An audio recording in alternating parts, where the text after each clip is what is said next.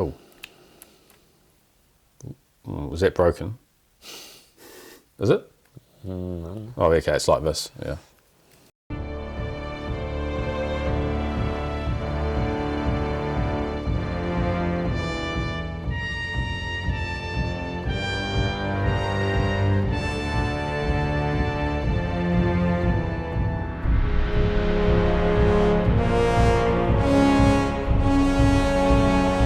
Hi everyone, and welcome back to the Two Barbarians YouTube channel. I'm Wade. I'm Lee. And today we're going to be talking about something really cool from our childhood, the WWF, also known as now WWE, Hasbro Wrestlers from Series 1 of 1990. So the WWF Hasbro figures took over from LJN, and the interesting about the LJN toys is that they were basically just big rubber figures, right? Yeah. So in terms of playability, Yeah, we've got a couple here. yeah, there wasn't really any playability except you could whack them around with each other. Yeah. And Heavy things. all that really happened from that was that you'd get a whole bunch of paint loss on the figures, right? But they had a bit of weight, and as a kid, you know, throwing these around and slamming into the ground was probably quite satisfying and give you a bit of that visceral wrestling, you know, feeling. But playability, yeah, you can't do much. Yeah. The old body slam. And you know, you come across some on the old auction sites where they've actually have been used as dog toys ultimately, where the dogs got hold of it, big teeth marks on them. Kids chewed more toys than dogs, I think, back in the day. So I think these came out, I want to say probably 85, maybe 85, 86, the first series. This guy was in Series 1. And yeah, a bit of a smash hit, really. And when we got wrestling in New Zealand, these were the toys that you could buy in stores, and so everyone was rushing out to get them, and we sort of got hit with a few older characters that none of us had heard of, like SD Jones and There's the old cowboy one. yeah. Outback Jack. Outback Jack, yeah, like who was he? Yeah. You know, we wanted to see like Bushwhackers and Mr. Perfect and Ultimate Warrior. And, Ultimate Warrior with a proper face sculpt as yeah, well, we eventually, I guess around about the time we were getting these, it was towards the end of the run, and we were getting Rick Rude, Ultimate Warrior, Big Boss Man. These were all toys that I would have bought, you know, back in the day. It's a shame those later ones came out, because to me, they're way more iconic than Steve yeah, Jones. and a lot of people were sad that LJN lost the license.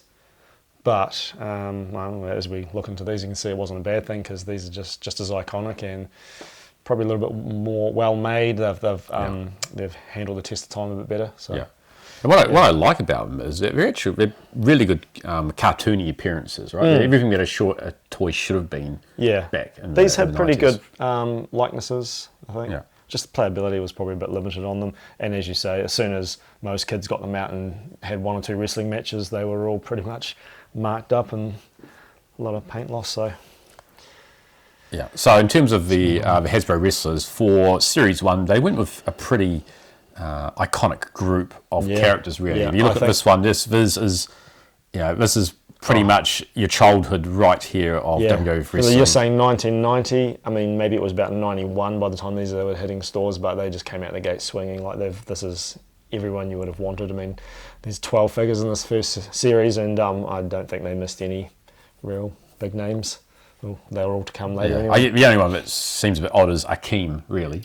I guess he's not like an A-lister of that time. Perennial mid-carder, really. Yeah. But, and I'm not really sure if he was released, he wasn't released as a tag team with Bossman, but they might have been doing the Twin Towers gimmick at that time. So, you know, you've kind of probably got the faces of Demolition at this time. So they've given them a big bad tag team to go up against. Yeah, that's fun. And the interesting point about Demolition is that they actually came with their face masks. So genuine GIMP style, genuine authentic GIMP appearances. So they are really hard to find. I don't think we've ever actually seen one in person of the masks. Easily lost and unfortunately hard to come by. And I do love the little paint that you've got on Ax's face there. Yeah, great sculpt, face paints, excellent. Just straight away you know this is Demolition. It would have been cool having the masks too back in the day, probably the first time they were released with masks. Because in the LJNs, they got to Axe and they even had Smash on the back of the packet and never got around to making them before I guess they lost the license. So, you know, so many collectors are just gutted to get one person out of a tag team, and then straight out of the bat, Series 1 Hasbro's, we get Demolition and masks. So Yeah. Awesome. So in terms of action features, smash here. Yeah, that's the old smash, and the axe. I don't know what you call this one. Like a body slam. Yeah, I mean, that's essentially the same as the Ultimate Warrior from Series 2, right? Exactly the same action. So each of the actions is generally repurposed into a later figure. You save money on engineering costs then using the same sculpts and things. So some of the articulations are sort of built into the action feature. And you got like the head, the twist, no movement in the legs, but as you say. And you can't exactly recreate their finishing move using these. No, not really, but just use your imagination. So fun. Great sculpting, awesome. So anyway, I'll go with Warrior and Lee's going to go with Rick Rude. So interestingly, look at these two here. They came with that disappointing black card series in terms of the sculpts, right? So the LJN series, the sculpts they're atrocious, really, especially the facial sculpts. So it's almost as if no offense to the original sculptor, but it's almost like they just lost interest in them as they went along. I don't know. I don't want to be offensive to the guy, but it's a bit substandard. It's like a downgrade in quality from some of the other releases. They're muscly, but they almost look fat. Like they have their abs look like fat rolls, and their faces are puffy, and their lips are pink, and it's like anyway. Anyway, so worth a lot of money now, though. Yeah, oh, they definitely are. But the Ultimate Warrior, it's probably one of the least interesting action features. You're supposed to put them down on the ground and pop them up like that. Is that right? Yeah. They're called jumpers, known as jumpers. You hold them and then sort of let it flick and it should jump, but I can just see him taking everybody out. We'll see if I can do it. Probably not, but... Oh, there you go. Spending more time playing with your toys, mate. Yeah. Oh, because of course, finishing move, right? Up. And then the splash. Yeah. And one thing about this guy, you notice he's wearing like a weight belt. Yeah. And apparently they've spoken to the designers, and that this was going to be about the time this was released. I think he might have been world champion, and they were going to sculpt the world belt on him. Yeah. So post WrestleMania 6, right? Yeah, but then I think plans were changing, and I don't know how long he kept it for, but they just decided against it, and so they just modified the championship belt into a weight belt. Because I mean, how often did you see him wrestle with a weight belt? Never. Yeah, exactly. So. Exactly. But a great figure, nice face paint. That face, angry face. Yeah. And your semi-favourite, Rick Rude. Yeah. What do you think about this figure? It's good. Oh, it's pretty lacklustre, I think, compared to some of the other ones. He's really skinny too. He's a little bit skinny. I mean, he's kind of known for having skinny legs. I guess he skipped leg day, but he made up for it with his ravishing body. He's got that Tom Selleck the lovely mullety locks at the back. He hasn't quite got Cheryl Roberts on his tights. No, it's a little bit. This is very similar to the LJN tights, is, and it's he's pretty known for having such awesome airbrushed tights and just colourful tights. And to be honest, these are a bit pretty lackluster. But you still look at this and know it's Rick Rude, and he's almost in a position to. Paul Smash is just getting picked on here to do a Rude Awakening. So. Gotcha. Oh, that's fun. Yeah. Right, next cabs off the rank. I've got my old Jake the Snake here. Looks like you end up with Brutus the Barber Beefcake. So these are two figures which both came with accessories. So Jake the Snake, I'm lucky enough to have the snake. I've got Damien here, and unfortunately I haven't got the shears for Brutus the Barber. Yep. Actually, if you gave me the option of which ones I'd rather have the snake. Yeah, the snake looks cool. It really makes a pretty bland figure, like really pop having that snake.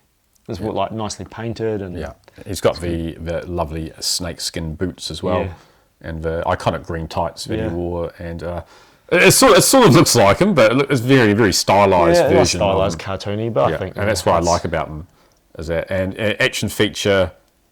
Yeah, it's a pretty bland punch, and again that was used on lots of characters in the line. Yeah, some bodies got reused, and that one got used a few times. But he's also quite similar. Those tights to the LJN had green tights with a purple snake. Remember that snake's 100 times better than the green slug that came with the LJN. Yeah. And then Brutus, as you're saying, he's missing the shears, and I also don't have shears, and it's a shame because he's a barber and. Never forget him.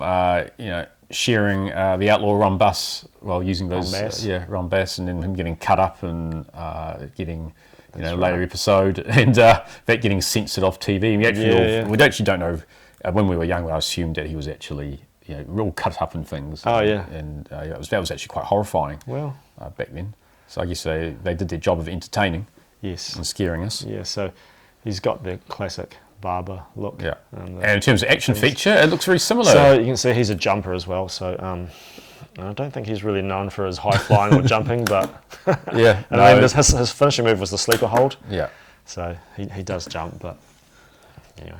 All right, and we've moved on to Akeem, the African Dream for you, and I'll tackle the Big Boss Man. And I'm lucky enough to have the nightstick for the Big Boss Man, which is quite fun. Although you don't really want to push this in too much because it looks like it could just easily snap off in its grip. Yeah. And the plastic itself, even if I imagine heating it up or using the old boiling water trick, it's really solid plastic, so I don't like my chances. So, and again, it's probably always lost. So just the fact that you've got it, you want to look after and it. In terms of paint apps, you've actually got Big Boss Man written on there. It's nice. And paint on that tiny little pocket, which is really fun. A lot of detail in there, like on the shoulders. Yeah. And so it's actually he's got his sunglasses and in terms of action, it's not very interesting either, really. Lifting no, up. So I wouldn't say any of them have an amazing action feature. It's not really the main selling point. It's the no. look, I mean, to be able to do the Boss Man Slam, I guess you could sort of use it, but maybe if one of the arms went up, I guess you could grab them both at the same time. It's good for letting rip with that nightstick. Yeah, whack. Yeah. It's pretty cool. Yeah, and you've got his one-time tag team partner there as well. Yeah, yep, the former one-man gang, now known as Akeem, the African Dream.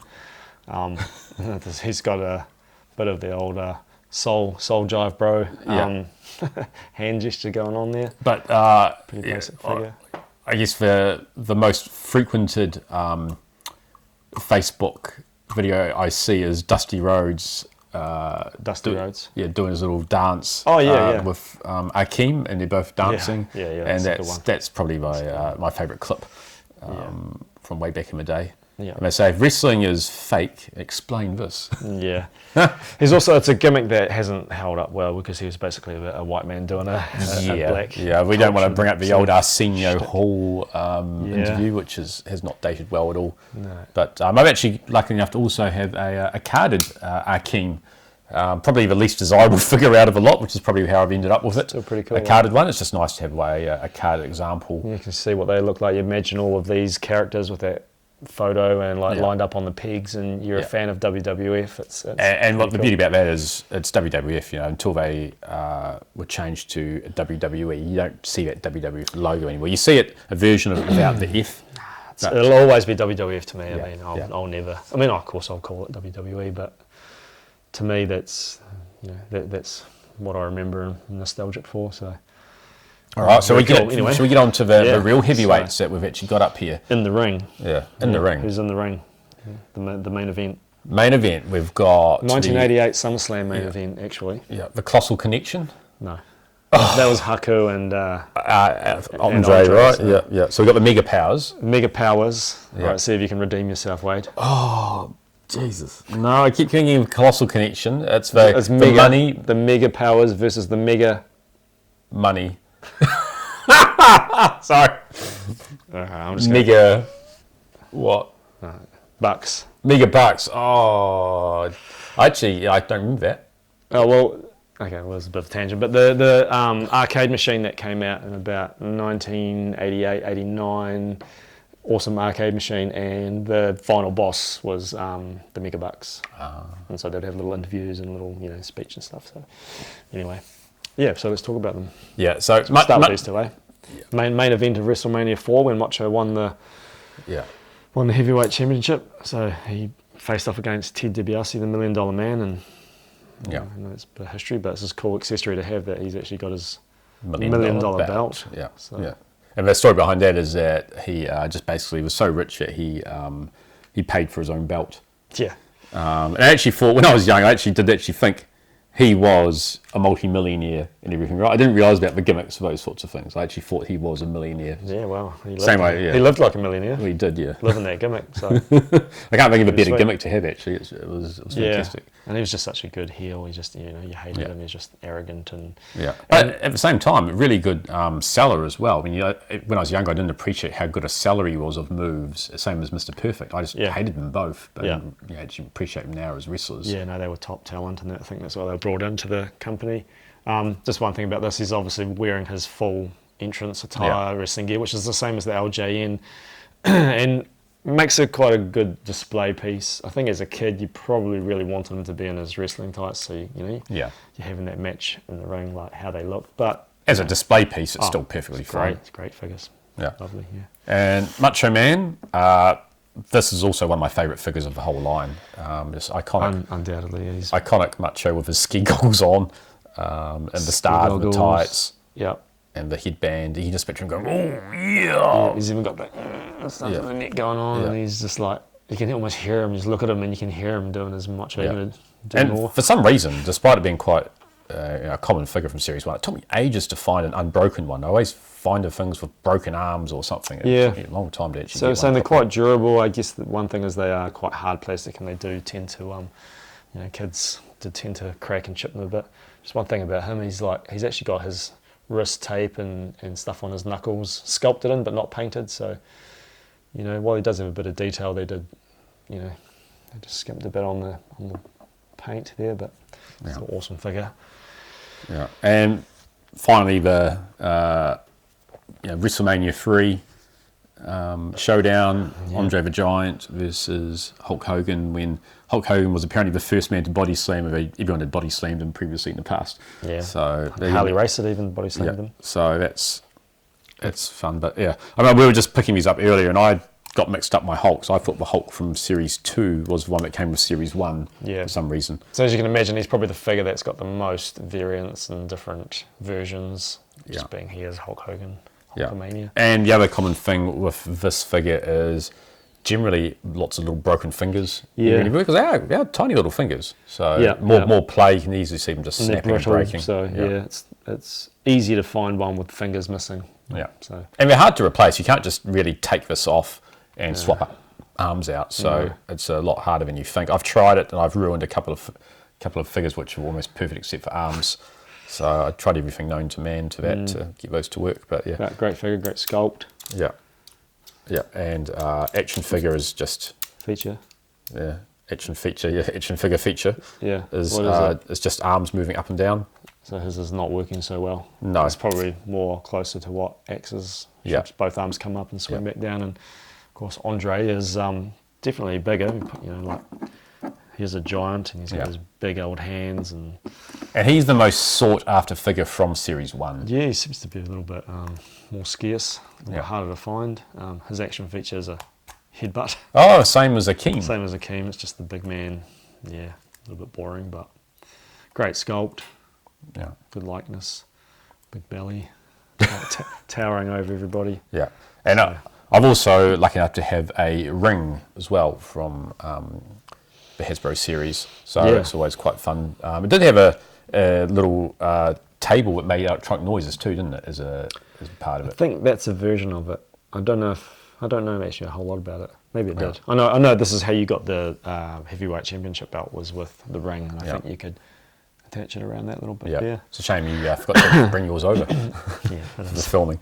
But yeah, it's still a great series. I think it series 12 series made? I think 11, and there's a few exclusive like mailaways and stuff like that. Yeah. So, but yeah, it went quite deep. But then some of those later figures go for huge money, and I've got no real stake in some of those figures. Like Bart Gunn, and Billy Gunn, the smoking guns. Yeah, the smoking guns. Smoking guns. 123 Kid. Yeah, I think there was a rare Razor Ramon as well.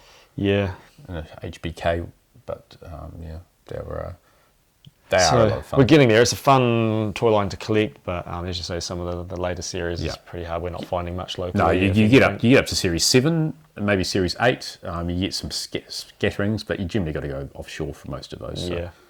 I don't know what was even sold or available here. Yeah, I've almost given up looking, and if something really cool comes up locally, I don't feel the urge to try to complete them the way I would with other series. No. So Because I think these, like say maybe the first 5, 6, 7 series is all the core wrestlers that you know and love. You know, you've got your Texas Tornadoes and your, I think now, but there's just so many iconic names. You know, Coco Beware,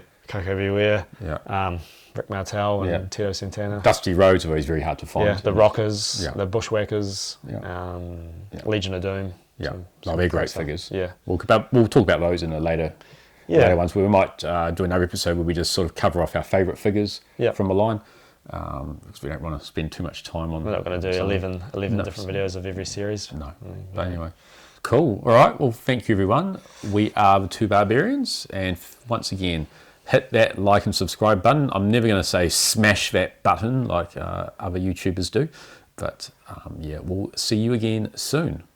Ciao, ciao. Now you know a little more about series. One of the Hasbro WWF action figures. Wade and Lee hoped you liked it and will join us next time for more Kiwi toy collector fun. Macho Man Randy Savage versus $1 million man for the vacant heavyweight championship belt and the new champion of the world, Randy Macho Man Savage.